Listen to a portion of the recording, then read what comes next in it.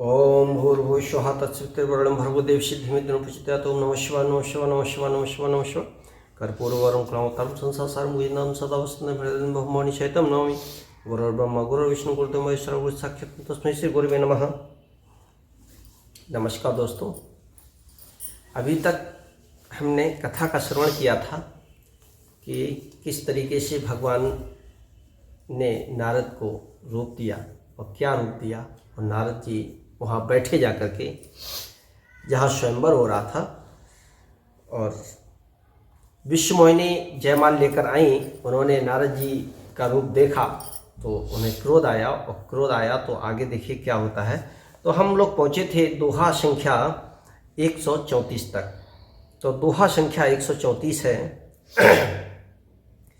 कि सखी संग लय कुंवर तब चलियनु राज मराल, देखत फिरे महीप सब कर सरोज जयमाल। अर्थात जब राजकुमारी सखियों को साथ लेकर इस तरह चली मानो राजहंसिनी चल रही हो, वह अपने कमल जैसे हाथों में जयमाल लिए सब राजाओं को देखती हुई घूमने लगी। अब विश्वमोहिनी के हाथ में जयमाल, सखियां उनके साथ में, और विश्वमोहिनी जो है सभी राजाओं की ओर देखती हुई और वहां घूमने लगी, क्योंकि उन्हें एक वर चुनना था। नारद जी तो सोच रहे थे कि हमारी गले में जयमाला पड़े है, तो नारद जी तन के बैठे हंसड़े हुए। अब देखिए, और जय ही दिस बैठे नारद फूली, सो दिस ते ही न बिलो की भूली।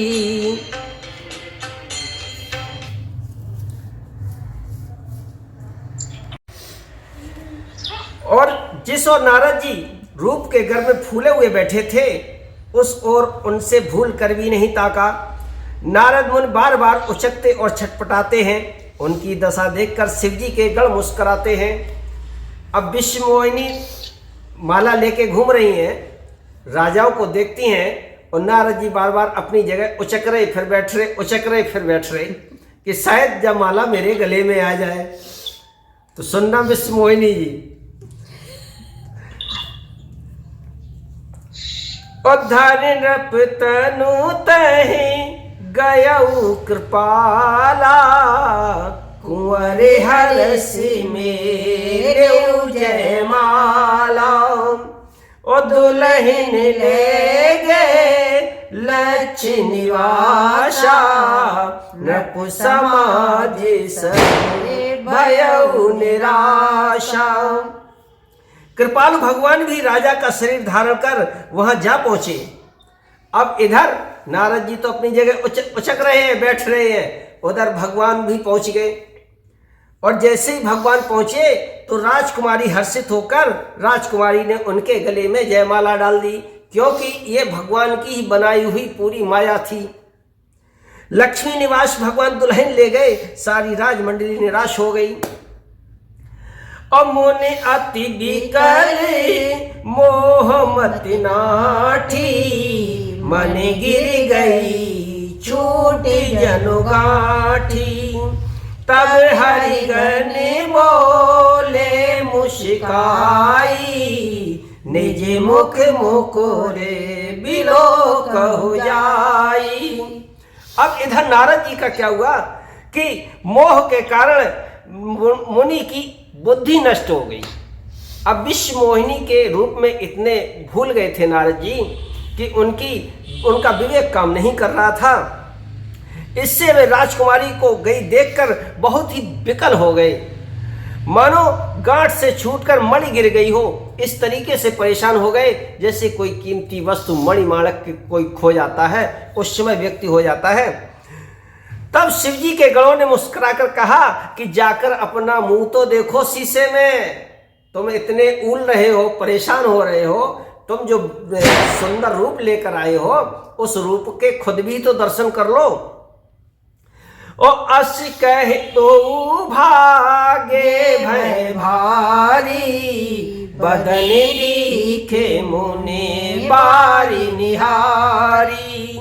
और बेशु बिलोकी क्रोध अति बाढ़ा, तिनहि सरापू दीन अति गाढ़ा। ऐसा कहकर वे दोनों बहुत भयभीत होकर भागे। मुनि ने जल में झांक कर अपना मुंह देखा और अपना रूप देखकर उनका क्रोध और बढ़ गया। अब तो नारद जी को क्रोध की सीमा नहीं। और उन्होंने शिव जी के उन गणों को अत्यंत कठोर शाप दिया जो उनकी हंसी कर रहे थे।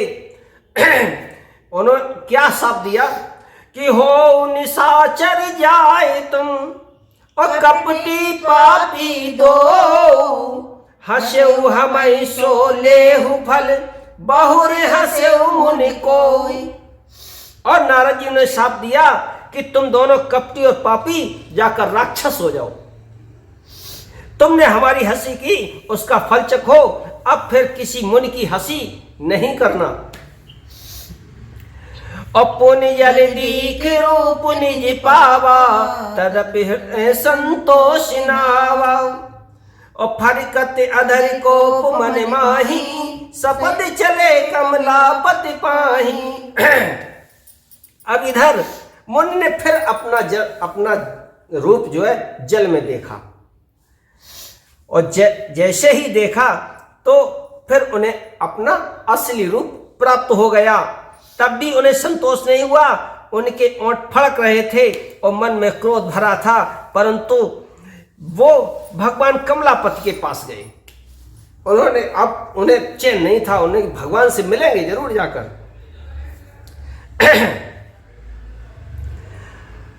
देहु सापु की मरी हूं जाई। अच्छा देखिए और क्या सोचा कि देहु हूं साप की मरी हूं जाही, और जगत मोरी उपहास कराई। और बीच ही पंथ मिले दनुजारी, और संग रमा सोई राजकुमारी। मन में सोचते जाते थे जाकर या तो शाप दूंगा या प्राण दे दूंगा। बहुत गुस्से में थे नारद जी और तमतमाए चले जा रहे थे। बोले आज जैसे गुस्से में नहीं आदमी कहता या तो तुम या हम, तो बस वही नारद जी के मन में था। उन्होंने जगत में मेरी हंसी कराई। दैत्यों के शत्रु भगवान हरि उन्हें बीच रास्ते में ही मिल गए। और भगवान ने तो माया रची थी, तो उनने कही काय के लिए नारद जी इतनी दूर आए हो, और गुस्सा तो वो बढ़े, हम तो रास्ते में मिले जा रहे, या हो सका दूर आए हुए गुस्सा का जो ठंडो हो जाए। उनने की ऐसी गर्म तवा पे रोटी सेक लो। तो और साथ में वही लक्ष्मी जी राजकुमारी, वही राजकुमारी यानी जो लक्ष्मी के रूप में थी ना, तो वही साथ में थी। अब बोले मधुर बचन सुरसाई, मुनि कहे चले बिकल की नाई।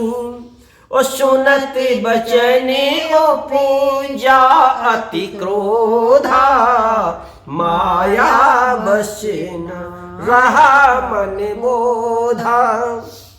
और देवताओं के स्वामी भगवान मीठी वाणी में कहा, हे मुनि, नारद जी इतने व्याकुल हुए कहां चले जा रहे हो?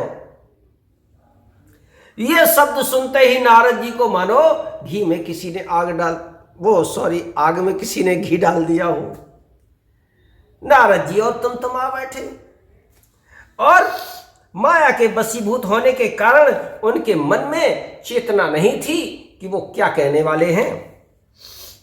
अपर संपदा सकऊ नहीं देखी, तुमरे ईर्षा कपट विषेखी।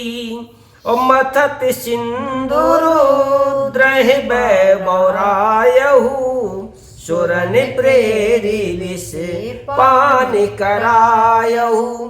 मुनि ने कहा कि तुम दूसरों की संपदा नहीं देख सकते, गुस्से में थे, और तुम्हारे ईर्षा और कपट का बहुत समुद्र मथते समय तुमने शिव जी को बावला बना दिया, और गुस्से में कि तुम बहुत कपटी हो और तुम दूसरों का भला नहीं सोच सकते और तुम ये नहीं कर सकते। वैसी तरीके से समुद्र मंथन हुआ तो उसमें से जब विष निकला तो तुमने विष तो शंकर जी को पिला दिया और उसमें से जो कन्या निकली उसको अपने साथ ले गए। तो और देवताओं को प्रेरित कर उन्हें विषपान कराया। और असुर सुरा विष शंकर आपुरमा मन चारु, स्वार्थ साधक कुटिल तुम सदा कपट व्यवहार। अब मैं अपनी वाणी को यहीं विराम देता हूं और क्योंकि दो दोहे का संकल्प है, कथा में तो मन लग रहा है, पता ही नहीं चलता है कि ये लगता है कि पढ़ते रहें। प्रभु की कथा ही ऐसी है कि अगर मन लगा के पढ़ा जाए या सुना जाए तो फिर समय का पता ही नहीं लगता।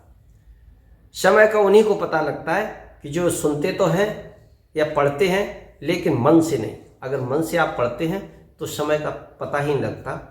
खैर जो भी हो, हम ये नहीं कहते हम बहुत बड़े भक्त हैं, लेकिन कथा में थोड़ा सा अब हम अपनी वाणी को यहीं विराम देते हैं और आपसे आग्रह करते हैं कि प्लीज़ कथा का विस्तार कीजिए। जय श्री राम।